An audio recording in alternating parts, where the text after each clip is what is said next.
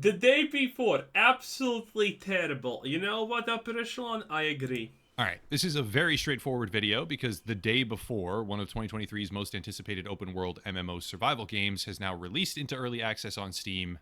And By the way, he's not joking about that. This was number 2 on Steam wish list. It's crazy. The hype that these zombie survival open world games get is just through the roof. yeah, it's terrible. Day 1, it had 38,000 players online. Day 2, it's at 12,000. Nice. That's more than a 66% player base drop in the first 24 hours alone. And sure, maybe it will rise slightly during peak hours in the evening, but there's a very good reason for that drop, that monumental drop, I guess is a better way to describe it. See, he has the bars here as he's playing the game. Why couldn't you play it on full screen, Upper Echelon? Why? Why? How? the game is basically unplayable. Now, I've got about 12 hours playtime on record. I've gone to all the best loot spots, engaged in PvP extensively, created multiple characters, etc., etc. And normally... Okay, I'm not gonna lie. You don't need to play this game for 12 hours to tell me it's shit. I would accept 5 minutes and you saying, yeah, it felt bad, I stopped playing, okay? I understood that Starfield's gonna be bad in less than 10 minutes. And then still play for 6 hours just to make run that point home. But, you know, still. Again, really... When something's this bad, you don't need to sink in 10 hours to make sure it's bad. No, that's how you miss the refund window. I would say that 12 hours might not be enough to properly review a full-sized MMO survival game, but this is a bit of a special case because this game is not an MMO. Sure, it says open world MMO survival just right on the Steam store. Sure, the developers very pointedly claimed on their Discord server that the game is nothing like Escape from Tarkov. It is not an extraction game. But yes, it is. That is precise. I mean, an extraction game can also be an open world whatever game also. Again, tags mean nothing. What the game is. A very small open world, survival elements that don't matter, and what you do is load in, extract whatever loot you can find, rinse, and repeat. It's basically a stunted homunculus of The Division. That's where they stole the splash art and a bunch of the aesthetic marketing material. Smart. The Last of Us, that's where they stole the font. And Escape from Tarkov, that's where they stole the basic gameplay loop, except it's completely unfinished. However, setting all of that aside, today I want to review the game honestly, discuss what I like, dislike, and hate about the title, while being fair to the reality that it is a game. It does exist, technically, but at this point, I'd kind of rather it didn't. The Day Before was advertised way back when as an open-world survival MMO with... Yeah, I looked at this and I said, this is good. Well, this part from the trailer. Everything else kind of looked trash. But this kind of was cool. Crazy good graphics, mud physics, and compelling gameplay. It looked good, really. It did, the vertical slice that they showed at least. But as time went on, people began to speculate that the game might not even exist. Supposedly, it's been in development for 5 years, but with a consistent downward trend in the overall graphics and never-ending comedy of errors when it came to footage or trailers or delays, most of which is outlined in my previous The Day Before Internet Mystery video. Players began to wonder what was really going on, because what they were seeing did not match what they were being told. Well, after all the mystery, the intrigue, the lies, and the deception, December 7th rolled around, and the game actually launched. A lot of you may be thinking, wow, the visual quality of that gameplay he's capturing in the background is terrible. What is he, playing on a potato? True. How unprofessional. There's so much stuttering and terrible frame drops, and how could he have the game... Who's saying that? Who's so stupid that they don't understand that this is actually the game itself? Because the game's really bad. The city is cool, but again, the reason the city is cool is because it's a $300 as already pre-made asset that you can buy for Unreal Engine, and yeah, they're kind of just that's it. Represented like this. That's unfair. No. That is how the game actually plays. The netcode... Oh, he did the Yeah, that's how you do it. Is some of the worst I've ever experienced. There are intermittent stuttering and lag spells that get progressively worse with time. Yeah, okay. I'm not gonna lie, uppity echelon-y, but that when you can't even play your stupid game in full Windows screen, I'm not sure I'm gonna take electronics advice from you, okay? maybe I'm gonna figure out why my toaster's not working on my own. If you can't even play this game on full screen, I I don't know if I can take you seriously when you tell me something about it from a technical point of view, from a person who thinks that computer sciences are black magic. And even friends of mine with superior hardware compared to my own, like 3080 Ti's, describe this game as worse than I have an 8080 CBI. I am the superior one here. DayZ.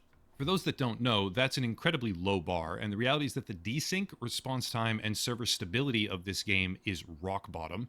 Even wait. What did we just see here?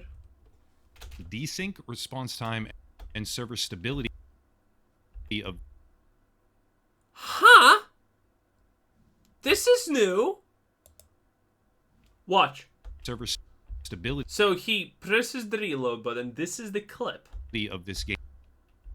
And it just flies into his character after being ejected or something. Is rock bottom. So this is how it seemingly works. You eject the clip, you throw it down, and it comes back in because that's cheaper than making a new clip appear out of thin air. I'm not even sure. Even when you consider the fact that it's early access. People throw the word unplayable around a lot these days, I know. Pain. But here it is true. That's his gameplay, not the video actually being bad. Because when you consider the fact that this is intended to be a competitive PvP title, having the fights be total RNG with a side of who the fuck knows what's going to happen, because the performance and infrastructure are so bad, well, let's just say you can run around with your screen stuttering, but not much else. Oh, wow, that's a lot of stuff. There's not much here. The basic gameplay progression loop goes like this. Spawn in, realize you're in a safe house with some vendors scattered around. Go outside, randomly spawn somewhere in Fortune City, and try to get valuable gear.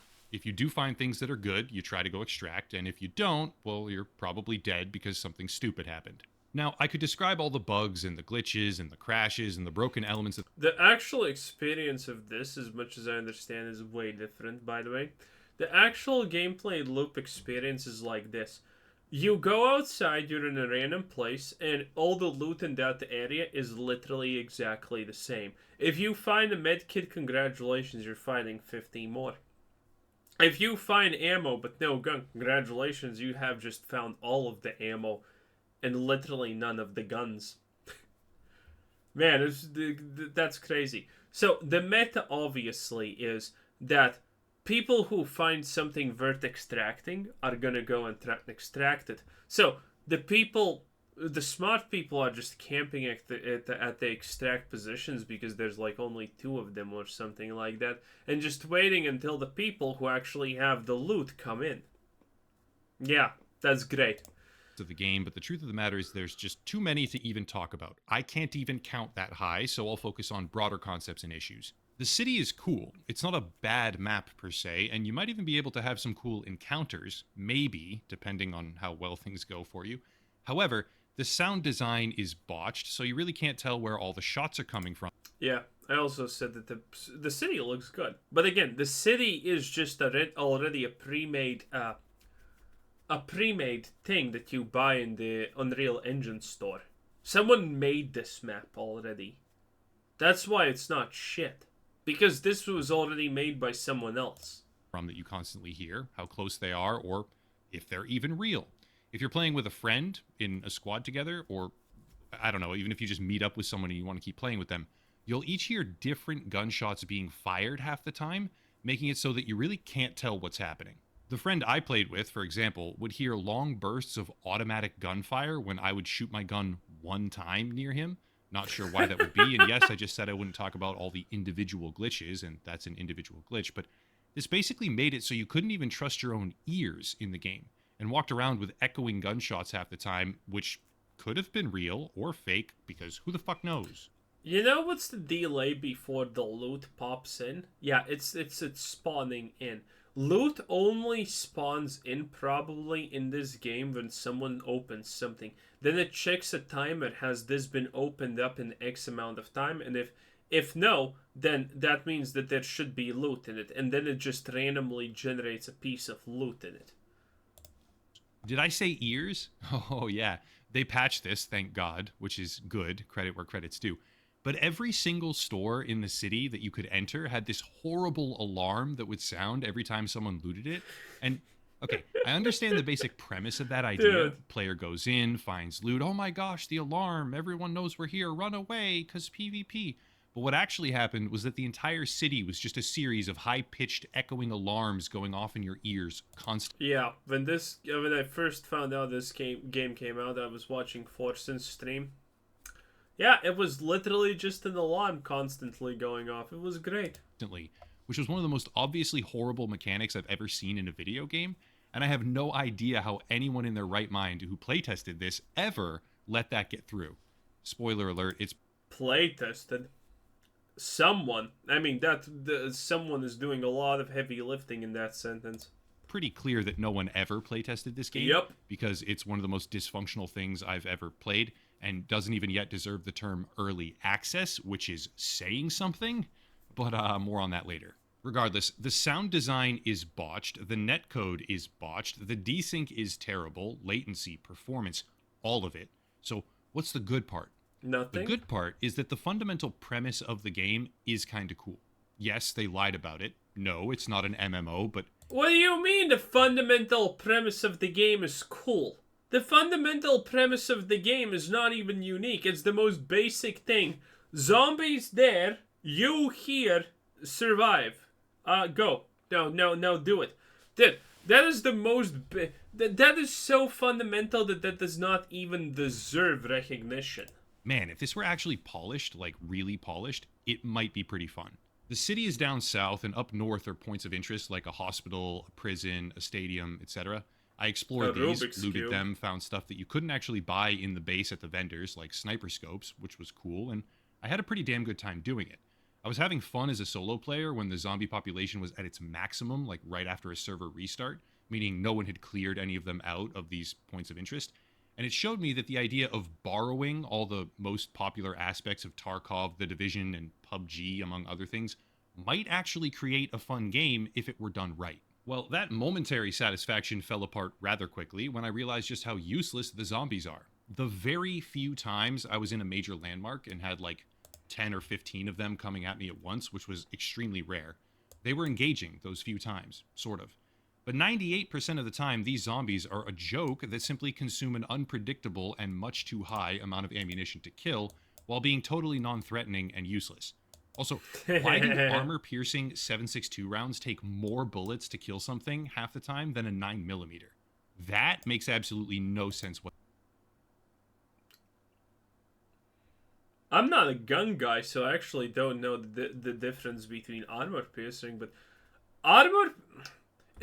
Okay, so someone can correct me easily in the comments if I'm not right, but you're talking about armor-piercing bullets. Shouldn't those be, like, bullets that are good at getting through things? And that's, like, the thing. If you're talking about a zombie, the exploding thing, the bullets that explode inside that are banned in a lot of places, that would be effective against zombies because that would literally just tore chunks in them. But something that just passes something that's technically dead? I mean, if you have a piece of paper and you don't care how many holes there are in there, then armor piercing sounds bad, honestly. Whatsoever. Anyway, you go out, you get loot, you kill... But that is my literal, very much blatant sounds like that understanding what armor piercing bullets are supposed to be, because I don't know. I don't actually know what that is. Players and zombies, if you see them, and you extract. I'm assuming they pierce armor by going through it. That's it. The skills don't work. I'm not being hyperbolic here. The entire skill and perk system just doesn't function. It's either unfinished or, I don't know, it just doesn't work. And if you get enough money, you can buy better armor and guns. Here's the problem. The armor is built on a 3-tiered system where pricing is all screwed up, and it also doesn't seem to do anything. The guns are fine, but it's pretty clear that this is basically less than half of an actual economy. And when I say that prices are screwed up, once again, I mean that they are ridiculously stratified with no rhyme or reason to them. based on no actual function of the gear. But wait, good news on that front, because there's not one, not two, but 3 separate duplication glitches that I'm aware of at least, one of them being so simple and so easy to do, it happens by mistake. Of course, once you realize what's happening and know that by pressing one button with 2 mouse clicks, you can have infinite money, it allows you to get enough for a car. Oh yeah, whoop-de-doo, a car. Oh, wow. Credit to the streamer. A supercar. Here, some of the footage is from his broadcast in the background, and I'll link his channel down below. He's an awesome streamer, highly recommended. Yeah, for like 1.9... Okay, so there's no collision damage, and it seems like it's just beep, beep, beep. Damn. Million credits, you can buy cars and drive them around, but they run out of gas, or they glitch you so bad you have to restart the session half the time. And I don't think gas is even in the game yet. I don't know how to even describe how broken it all feels cohesively together, but... I don't think gas is Okay, I did not expect that one. I did not expect the sentence. I don't even know if gas is in the game yet. One thing that makes me take pause is this. Man. The map is divided up essentially into 2 sections. North is wide open highways, points of interest, and south is city, cluttered streets, and I suppose hotspots would be a good term, like a bank or a lab where there should be better stuff. When you spawn on... That sounds stupid, by the way. That sounds really fucking stupid. Because that means... If you have a separation between city and non-city urban areas or, you know, wilderness areas, you should still have people spawning in at random locations. Not only the city. Because that means the moment you leave the city, you just have nothing to do, technically. Because the chances that you run into someone kind of have gone just down super low. I don't even know. It just seems like a stupid idea. Foot, you're in the city every time and have to trek all the way up north to extract if you have a backpack on, or get to the bigger loot compounds. If you spawn with a car, however, you spawn up north already, and you can either farm there, driving around to the different places, or drive down into the city, and in theory, if I'm being super optimistic and generous here, this could have a decent gameplay implication behind it. See, imagine this. The newbies all spawn in the city, a lot of them, for low-tier stuff all over the place constantly, and high-tier stuff in super dangerous zombie-infested compounds like the bank or the lab or the stadium, whatever.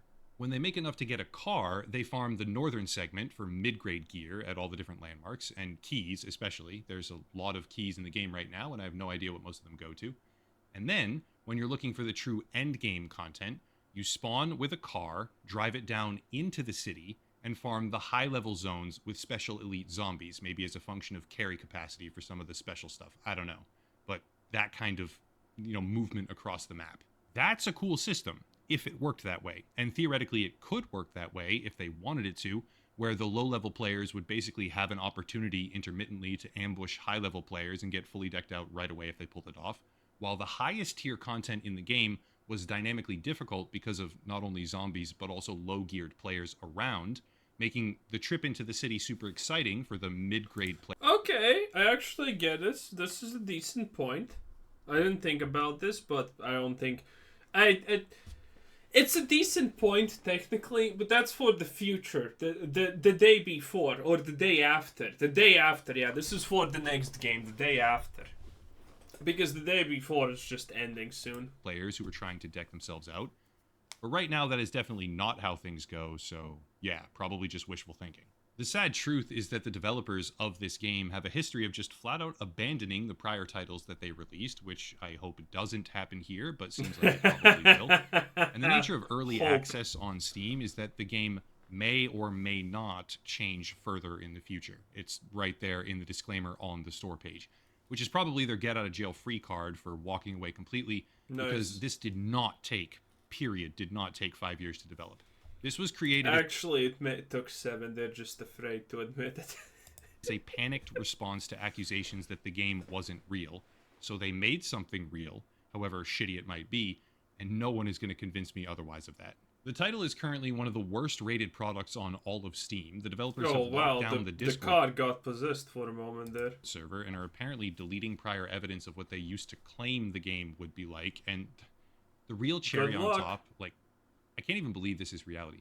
They took out a Times Square advertisement for the release of this game. Seriously? While the lead moderator of the Discord server, at least, openly states that it's not even worth buying. They advertised this as a revolutionary...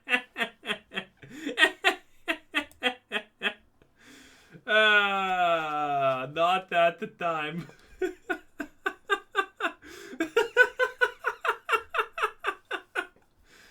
great, dude. Man, really, dude, this is great. Is this as a revolutionary, genre-defining survival MMO, which means massive multiplayer online. And then said explicitly that it isn't an extraction shooter. But it is.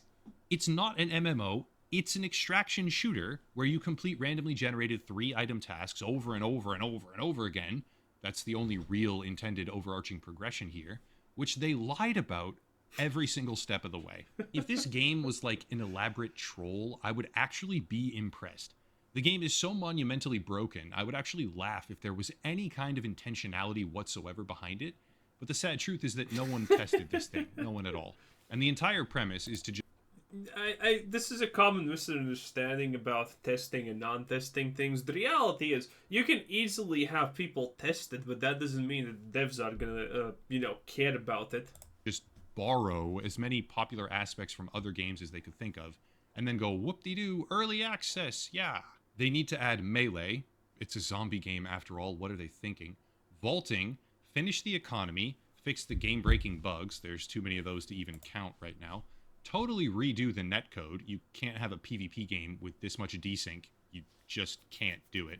And then massively... Yes, we get it, upper echelon. It's pretty trash at the end of the day. It's true. Anyway, that was upper echelon. Great stuff. This was Gooder Said. Thanks for watching. Subscribe if you haven't already. Have a nice day. Bye-bye.